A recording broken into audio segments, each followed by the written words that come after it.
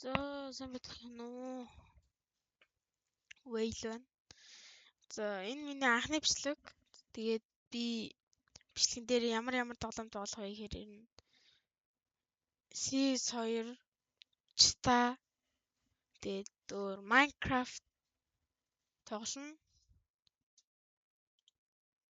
Тэгээд 7 хоногт нэг 2-оос 3 бичлэг орж магадгүй. Гэтэ голчоо энэ Minecraft тэгээд Chita эсвэл CS тоглож магадгүй. Тэгээд өөр симулятор тоглож магадгүй. Гэтэ тоглоно. Сошиал тэр сайн явж байгаа тэр тоглоомуудын ер нь бол авч тоглоод байна. Гих бодолтой байна. Тэгээд би ганцаараа биш найзтайгаа тоглоно. Манай найз одоохондоо байхгүй.